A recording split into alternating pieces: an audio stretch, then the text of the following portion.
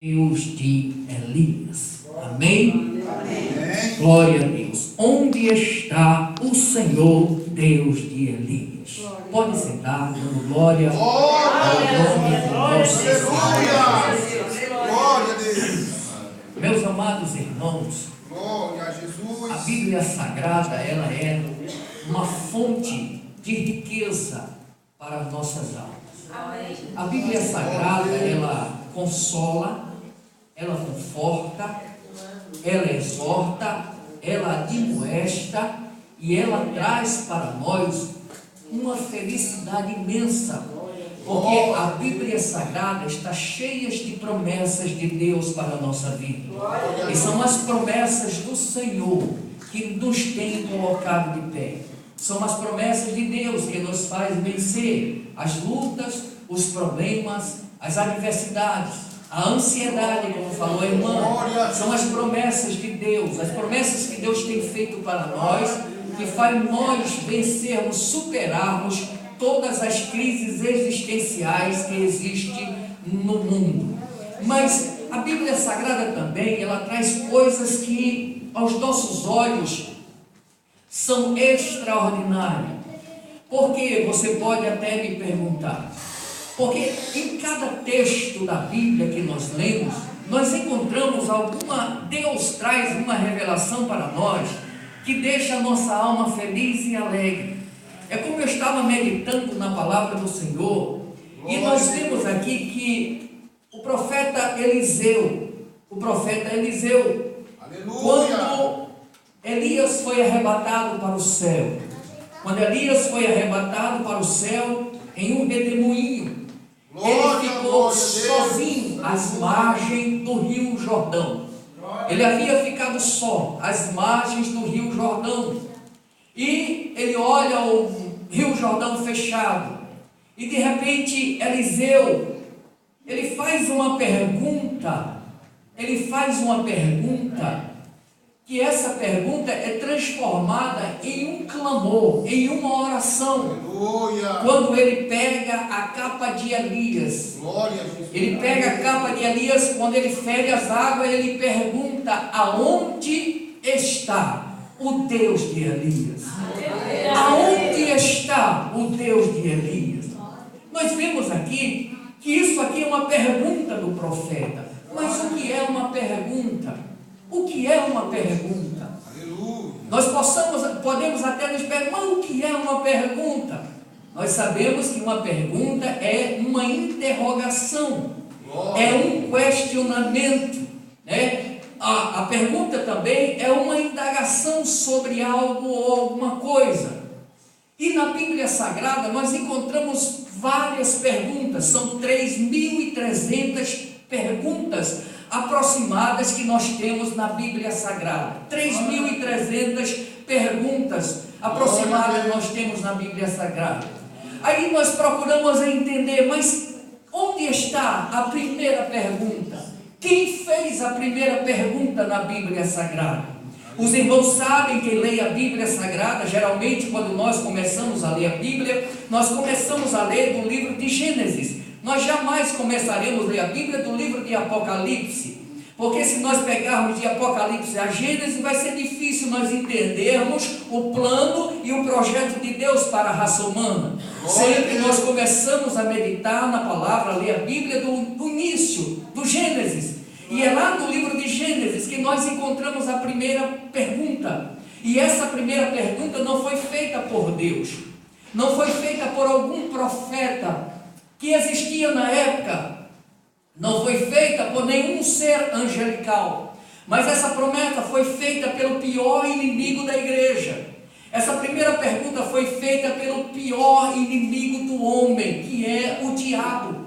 O diabo, ele fez a primeira pergunta na Bíblia Sagrada. E você pode até me perguntar, mas onde está, irmão Moisés? Eu lhe respondo, no livro de Gênesis, no capítulo 3. No capítulo 3, no versículo 1, o inimigo, ele faz uma pergunta a Eva, tentando colocar dúvida na mente de Eva sobre a palavra de Deus, aquilo que Deus havia falado ao homem e o homem havia falado para a mulher. O inimigo, nós sabemos que o inimigo das nossas almas, ele tenta de todas as maneiras a colocar dúvida na mente do crente. Isso ele fez até com o nosso Senhor Jesus Cristo, quando ele colocou uma pergunta, querendo duvidar da palavra de Deus na mente de Eva. É tão provável que Eva acreditou e ela até aceitou aquela pergunta. Mas quando o diabo quis colocar dúvida no Senhor Jesus Cristo, ele levou a pior. Quando ele disse: se tu és o Filho de Deus, manda que estas pedras se transformem em pão. Ele estava colocando uma dúvida: se tu és. Mas Jesus Cristo, com certeza, ele disse: eu não duvido daquilo que eu sou o Filho de Deus. Ele disse: olha aqui, ele disse, na hora que o diabo disse: tu és o Filho de Deus, transforma essas pedras em pão. E ele disse: não só de pão viverá o homem, mas de toda a palavra que sai da boca de Deus o homem viverá. Nós vivemos pela palavra, nós nos mantemos pela palavra, independente da situação que nós passamos, nós vivemos pela palavra, porque a palavra de Deus santifica, fortalece, a palavra de Deus nos dá força, nos dá graça, a palavra do Senhor, ela nos enche de força para superarmos as lutas e as dificuldades. Nós encontramos, meus amados irmãos, perguntas na Bíblia, que as perguntas às vezes elas têm trazido para nós grandes sentidos e até mesmo traz para nós uma alegria muito grande para o nosso coração. A segunda pergunta que nós encontramos na Bíblia, Deus abençoe. A segunda pergunta que nós encontramos na Bíblia, quem é que faz? A segunda pergunta que nós encontramos é o nosso Deus, o Deus Criador dos céus e da terra, que faz a pergunta. Mas como, irmão Moisés, no capítulo 3 e o versículo 9 de Gênesis, o nosso Deus, ele faz uma pergunta dizendo: onde estás? Aonde estás? O Senhor faz essa pergunta a Adão, quando Adão pecou, quando Adão desobedeceu às ordens do Senhor nosso Deus, e ele havia se escondido, e Deus, como ele é tão apaixonado pela sua criatura, Deus dizia todas as vezes a viração do dia para conversar com o homem, e quando Adão pecou, ele se escondeu, e Deus desce na viração do dia para conversar com Adão, e quando ele chega no ponto aonde ele sempre conversava e encontrava com Adão, ele não encontra Adão. Ele não encontra mais Adão, e quem sabe Deus até se preocupa, e Deus se preocupa com o ser humano, Deus se preocupa muito conosco. Por quê? Porque Deus quer ver a nossa felicidade, Ele quer ver a nossa alegria, e uma das coisas que Deus quer mais ver no ser humano é o homem ter a comunhão com Ele, estar conversando com Ele de manhã, de tarde, de noite, e ouvindo aquilo que Ele quer falar para o nosso coração. Se você não ouviu a voz de Deus ainda, pelo amor do Senhor, busque ao Senhor, porque Deus tem prazer em falar conosco. Deus tem prazer em falar com o homem. E quando Deus chegou ali, quem sabe Deus disse: mas cadê Adão? Aí eu não deixei Adão aqui, sempre eu vi, ele estava aqui, mas onde está Adão? E Deus brada no meio do jardim com aquela voz poderosa, amável, meiga e suave, e Deus brada dizendo: aonde você está? Aonde você está, Adão? Essa é uma pergunta de amor, essa é uma pergunta de um pai preocupado para com o filho, que sempre quer ver o filho ali do seu lado, conversando com ele, trocando ideia. Deus queria que Adão estivesse do seu lado, mas Adão havia fugido, e Deus perguntou: aonde você está? Aonde tu estás? Quem sabe nessa noite alguém saiu um pouco da presença do Senhor, mas o Senhor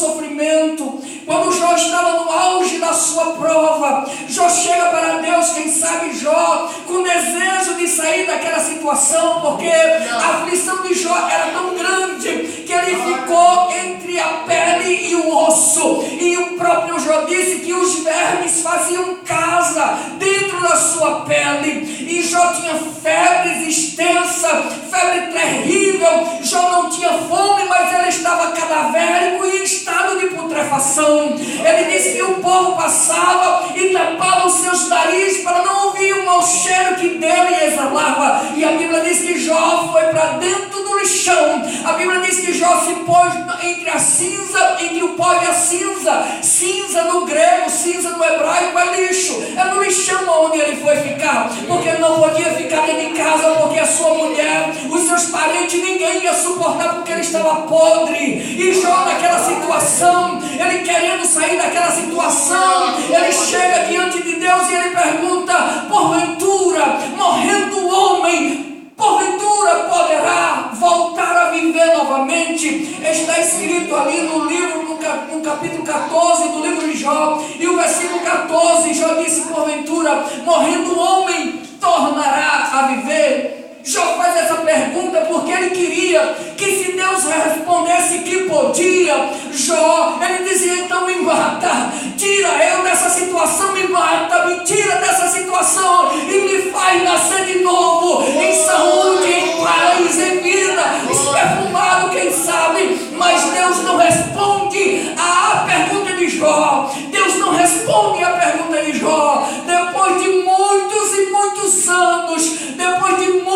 muitos anos, aí Deus resolveu desarquivar a resposta da pergunta que Jó fez a Deus. Mas como, irmão Moisés? Lá no livro de Hebreus, no capítulo 9 e o versículo 27, está escrito: ao homem está ordenado morrer apenas uma vez, vindo depois disso o juízo.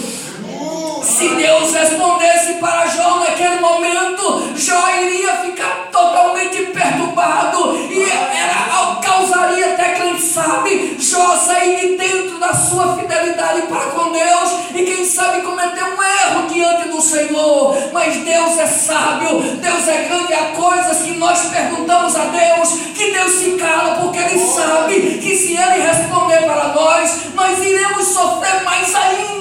Então Deus às vezes fica calado, porque no tempo certo, na hora certa, Ele vai abrir a sua boca, Ele vai responder e o seu nome será glorificado. Eu não sei se você perguntou, fez alguma pergunta para Deus. Eu não sei se Deus ainda não te respondeu, mas se Ele não respondeu, aquieta o teu coração, acalma-te, fica tranquilo e não se perturbe, porque na hora certa, no tempo certo, quando você tiver possibilidade de ouvir a resposta de Deus, Ele vai chegar, Ele vai responder, o nome dEle vai ser glorificado e você vai se alegrar.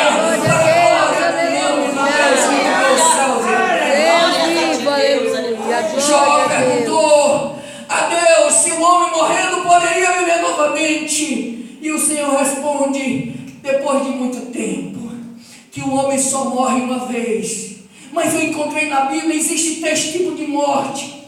Existem 3 tipos de morte. Mas como é isso, irmão Moisés? Existe a morte física.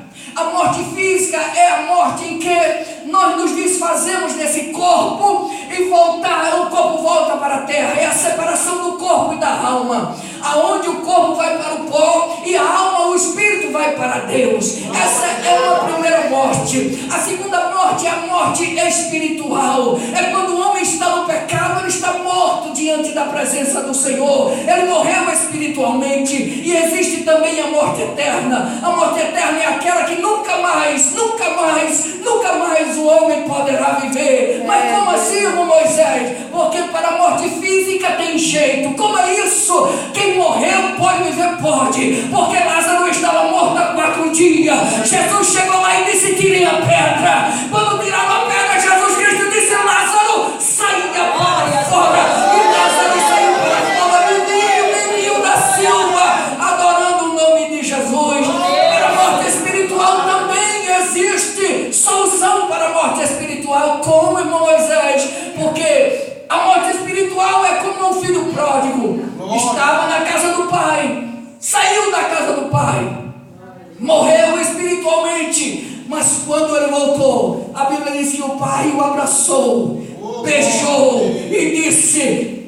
coloquem a melhor roupa, calce-lhe as sandálias, coloque sandálias no pé, coloque a sandália no pé e coloque de volta o anel no seu dedo. Existe solução para a morte espiritual, para a morte eterna não existe mais. Por quê? Porque quando o homem morre eternamente, nunca jamais ele poderá viver, nunca jamais ele pode voltar, porque aí ele vai dar de cara com o Senhor na eternidade, vai dar de cara com Deus Todo-Poderoso na eternidade. E essa morte eterna é a morte que é acompanhada de choro, tormentos. A Bíblia diz que onde o homem morre, a língua de tanta dor, mas não há solução. Qual é o exemplo que nós temos aqui? O rico da parábola lá de Lázaro. A Bíblia diz que ele morreu e lá no Hades ele dizia: Pai Abraão, manda que Lázaro molhe o seu dedo, a ponta do seu dedo em água e refresque a minha língua, porque ele está atormentado nessa chama. Abraão, na forma de Deus, é uma linguagem figurada, é um símbolo de Deus, Abraão. E ele disse: olha, quem está aqui não pode passar mais para aí, e quem está aí não pode passar daí para cá. Não existe solução,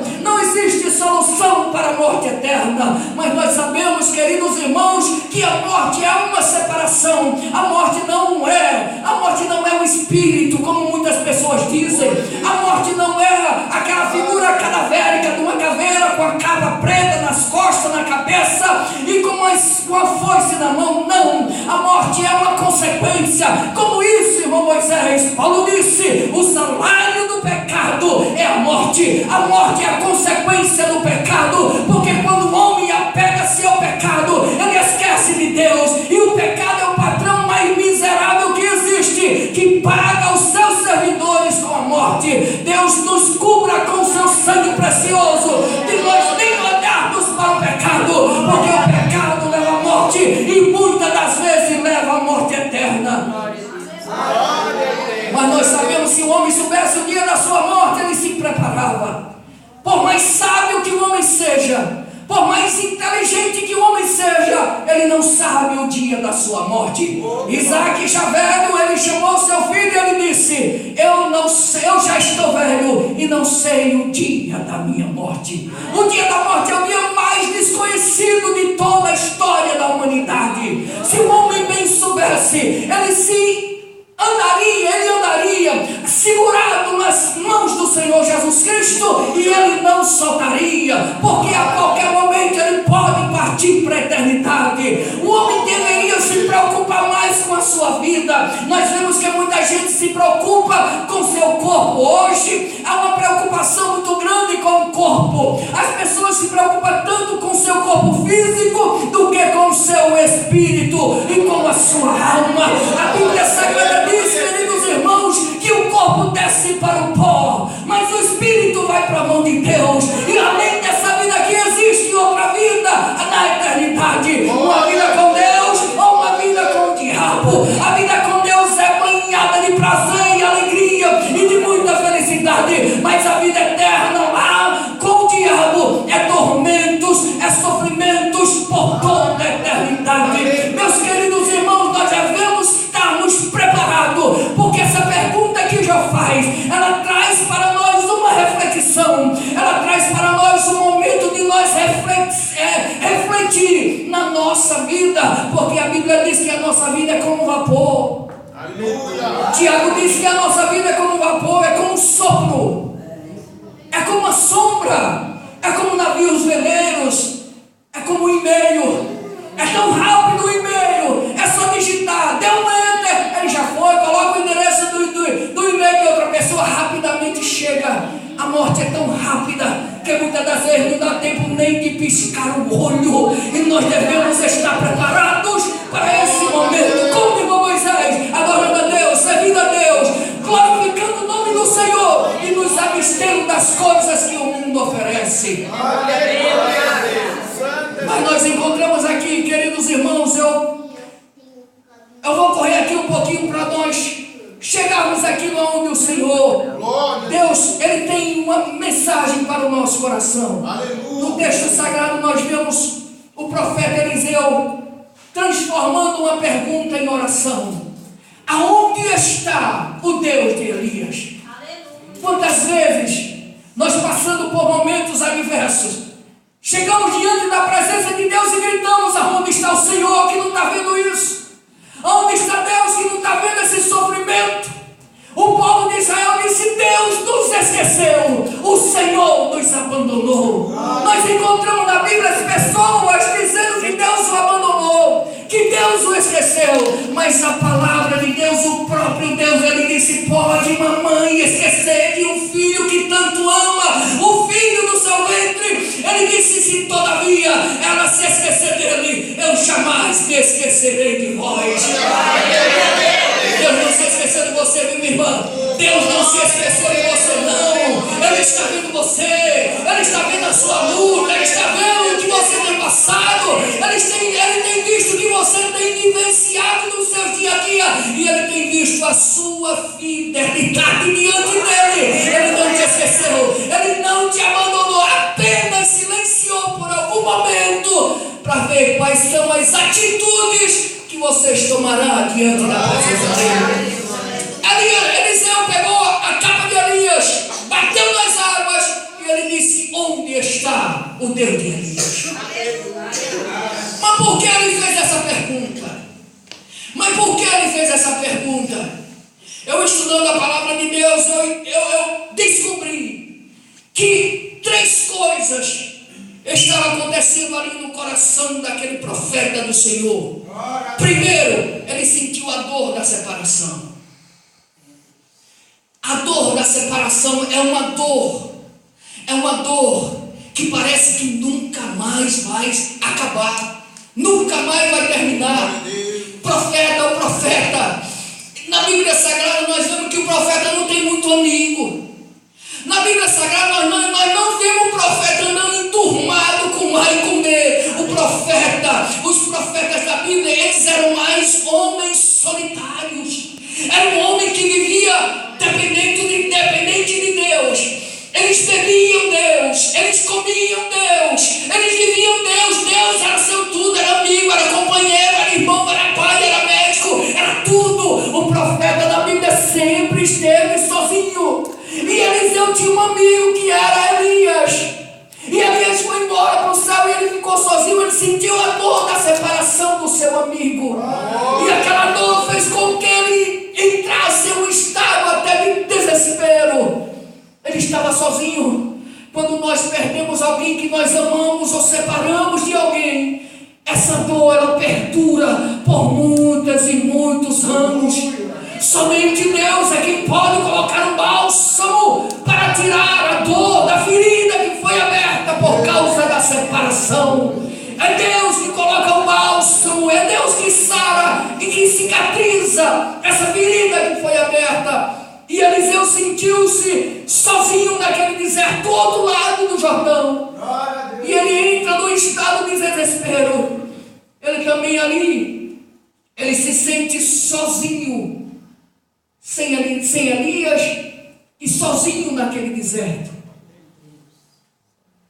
A pior coisa é a pessoa viver sozinho. A solidão mata.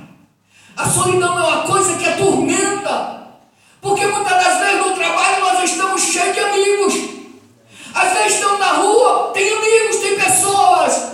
Mas quando nós chegamos em casa, abrimos a porta, fechamos a porta, entramos para dentro da casa, o que nós encontramos apenas são móveis vazios, são um quarto vazio. Entra no quarto, não tem ninguém, só você e Deus. Eu morei sozinho por muitos anos e eu não era crente, e eu sentia uma solidão tão grande na minha alma.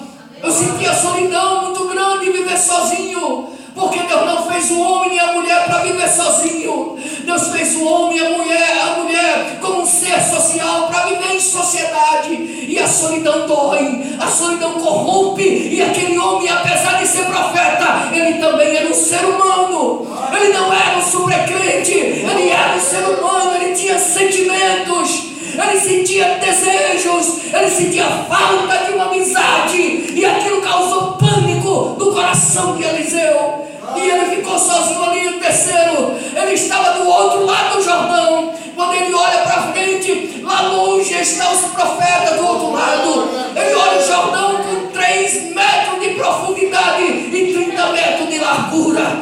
Ele olha para aquele Jordão e ele diz: e agora o que eu faço? O que devo fazer? Mas ele se lembrou de uma coisa, que quando Elias ia com ele, antes de ser arrebatado, Elias disse: peça-me o que você quer. E ele disse: que eu tenha a porção dobrada do teu Espírito. Que eu possa ter a porção dobrada do Espírito que opera em você. Aleluia. E ele disse: se você me ver sendo tomado de ti, isso acontecerá. E ele viu. Quando Elias vai subindo, a capa de Elias cai sobre a mão de Eliseu. E agora Eliseu se lembra. Ele disse: não, para aí. Apesar de estar sozinho, apesar de estar sentindo a dor da separação do meu amigo, apesar desse Jordão estar fechado, mas eu estou com a capa de Elias. E ele tomou uma atitude. A atitude é que faz a diferença. A atitude é que faz a diferença. Na hora que ele pega a capa, ele bate no rio e ele diz: onde está o Deus de Elias? Aí Deus diz: agora eu vou me manifestar para você. Eu vou abrir o rio Jordão. Você vai passar e vai saber que eu estou contigo e você não está sozinho. Glória ao nome de Jesus. Você não está sozinho, não. Esse mar, esse rio que você está diante de você, vai se abrir quando você tomar uma atitude diante do Deus que criou os céus e a terra. Vai se abrir. Quando ele bateu, o rio Jordão se abriu. O rio Jordão se abriu da mesma maneira como se abriu para Elias, abriu para Eliseu. E aí os profetas que estavam do outro lado disseram: verdadeiramente o Espírito de Elias está sobre Eliseu. Você pode estar sozinho, você pode estar se sentindo até, quem sabe, uma dor da separação. Não sei, mas o Senhor Jesus sabe. O mar pode estar fechado na sua frente. Você pode estar como os israelitas no dia que saíram do Egito, diante do Mar Vermelho. Atrás vinha Faraó. Do outro lado tinha as montanhas de Migdol e Piairote. Do outro lado tinha os canibais. E eles, para onde eles fossem, eles eram consumidos. E eles olham para Moisés e dizem: Moisés, foi por falta de sepulcro no Egito que você nos trouxe para matar aqui nesse deserto. Moisés teve uma palavra de Deus para ele. Moisés olhou para eles e disseram: olha aqui uma coisa, eu vou lhe dizer. Esses egípcios que vocês estão vendo ele hoje, nunca mais vocês o verão para sempre. Porque o Senhor nosso Deus pelejará por nós e vos calarei. Deus é Ele que peleja por você, meu irmão. É Deus que peleja por nós. Se está tudo fechado, se você está no deserto, não se preocupe, porque o Deus dos exércitos de Israel, o Deus Sabaote, o Jeová Sabaote, o Senhor dos exércitos, Ele vai pelejar pela tua vida, Ele vai pelejar pela tua causa, e Ele vai abrir o mar, Ele vai trazer a maior felicidade para a sua vida, para você saber que Ele é Deus e que Ele nunca te deixou só. Você crê nisso, meu irmão? Você crê nisso, meu irmão? Manda glória para Jesus aí nessa noite, porque o Senhor está conosco nesse lugar. Glória ao nome de Jesus. Glória ao nome do Senhor. Eliseu clamou a Deus. Eliseu clamou ao Senhor. Ele clamou a Deus e teve uma atitude surpreendente. As atitudes é quem faz a diferença. No Salmo 34, versículo 14, 34 e 17, o salmista disse: os justos clamam e o Senhor os ouve e os livra de todas as suas angústias. Veja que coisa mais impressionante. O justo clama, o Senhor os ouve e os livra de todas as suas angústias.